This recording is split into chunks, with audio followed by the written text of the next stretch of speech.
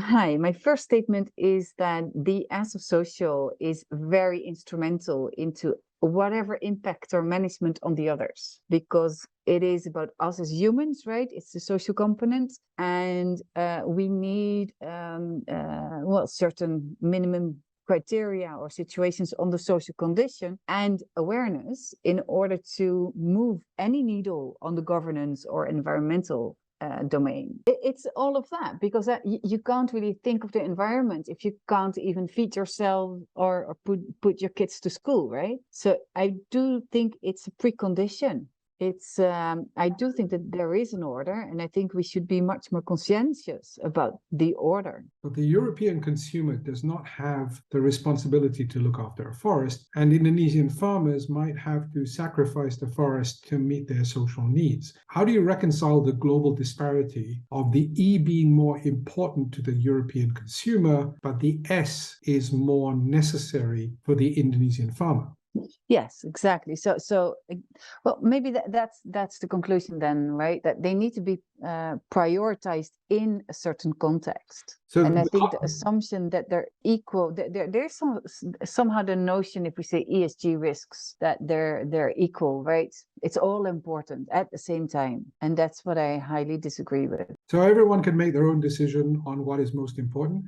I'm a farmer and I need to send my kids to school, so this forest is coming down. I mean, what would the EU consumer say? Yeah, I took my forest down already, and now I want you to preserve yours. Exactly. Because I want to have a holiday in the forest. Yeah. Yeah, I mean, and I think we definitely need to have these discussions, right? It's they're tough discussions, because history is what it is, and we should learn from history. And fortunately, we are learning to some extent from our history. But it gives us the current situation. There's an imbalance, right? To many extents, it's unfair that we could cut down our forest without an issue. And if people now want to cut down forests, they have to sort of have a model around it. But if we resort to those arguments, then we're moving backward if we don't learn from the past. Europe cut down all its forests, so now you get to do that too? I mean, that's a ridiculous proposition, because we know now more than we knew 200 years ago. But this is the problem of global governance versus domestic agendas. And those countries with resources that some other countries want to preserve are left out. For example, when you need vaccines, sorry, but you're at the end of the line. But on forests, you better toe the line. What's your next statement? Yeah, so my next statement is that social is very measurable, right? So the impact and the situation of the social domain is very measurable, and we should measure it much more. So we should put more effort in measuring the current status of social and the impact on social. How come COVID infections are measurable down to the last person, but the number of people hungry is still a statistic? So we're not honest about the measures we use to make decisions. And so is measurement itself an aspect of governance? What can well-measured governance of global commodities and global situations deliver? Yeah, exactly. You can't govern if you don't measure. Yeah. And I think, the advancements that we've made over the past decade only, I think, is that we have much more micro data. We know much more about you as a person and how education reaches you, or, social welfare or whatever. So technology made that very feasible and actually cost effective. But now we need to tie that into really sort of measurement and implications for governance. So I think the positive note is that we are much more equipped to measure well and measure at individual level rather than generic. Yeah, but we should make it based on data. That's definitely what we promote. Yeah. So the only impact we've been able to measure is by using satellite photos of deforestation in Brazil or in Indonesia.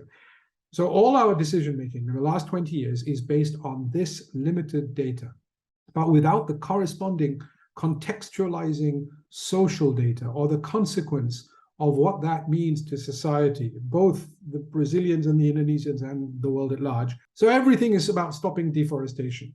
Is that a valid position? Yeah, no, of course it's not. Because how do you end deforestation? You end that by investing in social, by investing, first of all, that you have your kids in school so that you have other alternatives, that you get a certain level of reward for caring for the forest, et cetera, et cetera, et cetera. So no, that's why I think, it really needs to, we need to emphasize the importance of social. Some companies have focused on environmental measures, and it's ironic because FMCG, fast-moving consumer goods companies, food companies sell to people. They don't sell to trees. Yet they save trees while their consumer base suffers socially. So if they don't have social indicators now that tie to environmental metrics, surely that approach is flawed. Yeah, exactly. Yeah, and this is, I think, this is why we have to address the issues much more precisely, right? Much more with much more contextual reality and data and facts. Yeah, I absolutely. Yeah, I definitely agree with that. Yeah. The third statement is that the ROI, so the return on investments in terms of the social domain, is actually very uncertain and relatively low. It's not that if you invest in the social conditions of everybody in your supply chain, that you will have a stronger return on investment. So I think that's a problem as well. We have to have first, I think the ROI is very unclear, right? It's very unclear in, if you invest in education, if you invest in childcare facilities, whatever in your supply chain, what the return of that of those investments is. That's unclear. But is it a company's responsibility to pay a living wage? Why not just the minimum wage? A lot of these answers lie outside the scope of influence of a company, right? That boils down to governance, to socioeconomic conditions in the country that are often a given for a company. However, what you do see is that a lot of the companies do invest in schools, in basic facilities, so that they have a more reliable workforce. So there is a lot of activity happening and investment happening on that, on assuring that at least the social conditions are minimum. But what these returns on investments are is very vague, and I think not really assessed and analyzed. And if we would have better numbers there, then it could also really help a larger investment. Because I think the practice that you've seen, I think as well, is that it has a positive return. But the question is, to what extent? Yeah, interestingly, a company will invest in a school, as you said, so they have a reliable pipeline of workers. But they won't help governments build schools or roads. They prefer low wages and tax breaks. They only invest in roads and schools on their property, but avoid taxes for a government to give children options and build roads that take people away from plantations. How should we react to that? Yeah, well, I think that there is where new technologies can really help to bundle finance efforts, right? And to create much smarter programs that deliver on each and everyone's targets, right? So I think, for example, governments and companies should bundle in efforts of infrastructure, education, childcare. If companies are looking for an ROI and they pay taxes, the government should ensure they have workers and infrastructure, because that's the government's job. With a good tax base, good governance, and no corruption, all the pieces are in place.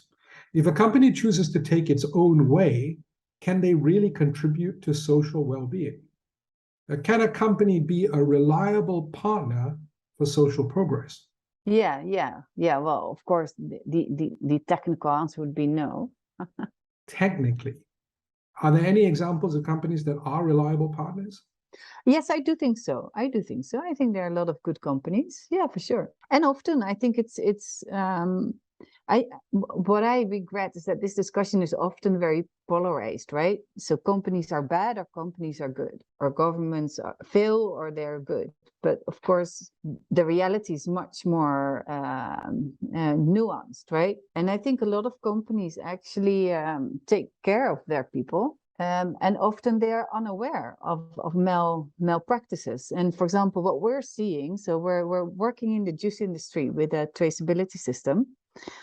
And the companies there, like Refresco, they say that, we are aware that there is, not everything is beautiful in our supply chains, but we want to get more transparency so that we can work on those things that need improvement. So rather than, denying it's wrong, or things happen that they're not proud of, they say, well, we don't have the visibility to the extent that we would like that. So we start with a traceability system so we get a better insight, and then we can work on those areas where we need to improve. And I think that is the way forward. So acknowledging that the world is not perfect, and acknowledging that there's a lot of contradicting incentives, right? But we need to get going. So 1, get good data. 2, make better decisions. And 3, contribute to the virtuous cycle of better governance, so you as a company can become a more reliable partner. Yes, exactly. And I really think use the beauty of technology for that, because what I like about technology, one of the many things that I like about technology, is that it takes out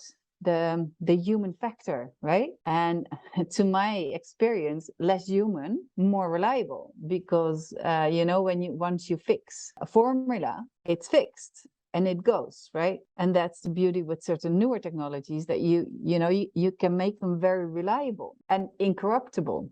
So use technology for that.